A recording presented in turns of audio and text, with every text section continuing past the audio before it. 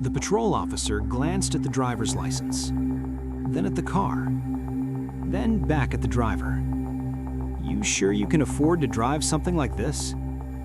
Ethan Cole sat quietly behind the wheel on a dark stretch of Highway 47, red and blue lights flashing behind him. What happened in the next 12 minutes would completely flip the power in that roadside stop. And don't skip any part, because the ending will shock you.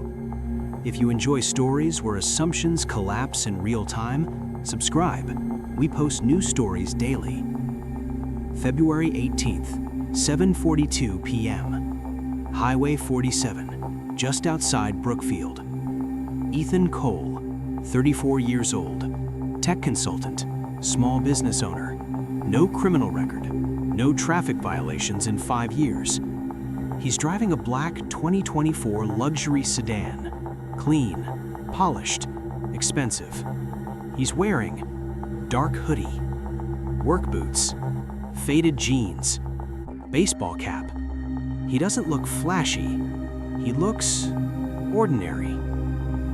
Officer Grant pulls him over for failure to signal. Ethan knows he signaled, but he pulls over calmly, hands on the wheel, window down. Officer Grant approaches slowly. Flashlight scans the interior. License, registration, insurance.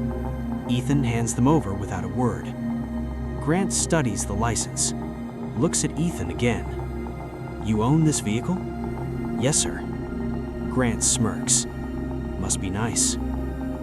Officer Grant circles the car slowly, shines the flashlight at the rims, checks the back seat, peers into the trunk window. He walks back to the driver's side. "You know, tickets on cars like this aren't cheap," he says. Ethan nods. "Okay." Grant leans slightly closer. "You sure you can afford that?" The words are casual, but sharp. Ethan doesn't react. He's dealt with tone before. He keeps his voice steady. "I'll take care of whatever the citation is, officer." Grant pauses, because that's not the reaction he expected. No anger, no attitude, no fear. Just calm. And that calmness feels uncomfortable. Then, a vibration. Ethan's phone lights up on the center console. Grant notices immediately. "Don't reach for that. It's just a notification. Leave it." The phone buzzes again. And again. Grant sighs. "Fine, check it, but slowly." Ethan picks up the phone carefully. The screen lights up his face. He reads the notification once, then again. No smile, no gasp, just a slow breath. Officer Grant watches. "What is it?" he asks. Ethan turns the phone slightly, not enough to brag, just enough to show the words. "Wire transfer received. $500,000. Pending balance updated." Grant stares at the screen. $500,000. Just deposited. "Is that real?" Grant asks quietly. "Yes, sir." "What do you do?" "I run a logistics software company." Grant straightens his posture. The tone shifts instantly. The man he thought couldn't afford a ticket just received $500,000 in one transfer. The air feels different now. The flashing lights seem less powerful. Grant clears his throat. "Looks like I'm giving you a warning tonight." Ethan nods politely.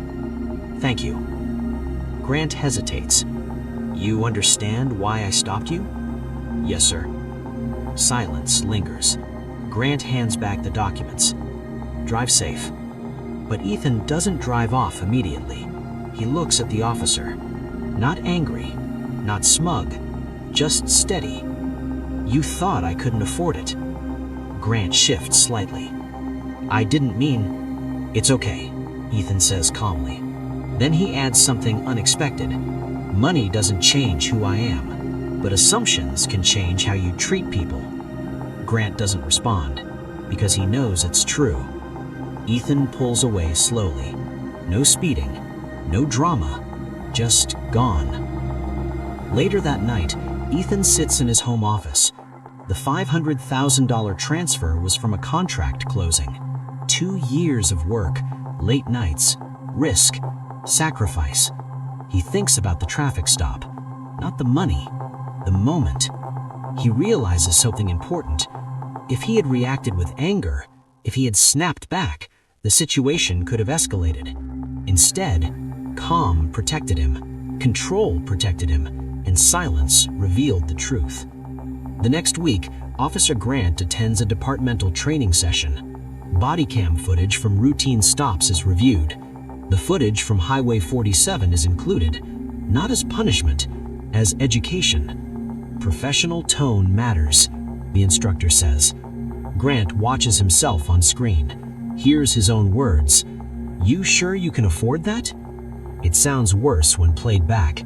He doesn't argue, he doesn't defend himself. He just nods, because sometimes learning happens quietly. Ethan continues building his company, still dresses simply, still drives calmly, still gets second looks from people who assume. But now he knows something most people don't. Real power isn't showing someone your bank account. It's not reacting when they expect you to. The officer thought money defined worth. Ethan knew better. Worth is built long before anyone sees the result. Sometimes the loudest moment in a story is a quiet phone notification. Not because of the number on the screen, but because of the lesson behind it. Never let someone else's assumptions control your behavior, because real power doesn't need to prove itself. It just waits, and when the moment comes, it speaks for itself.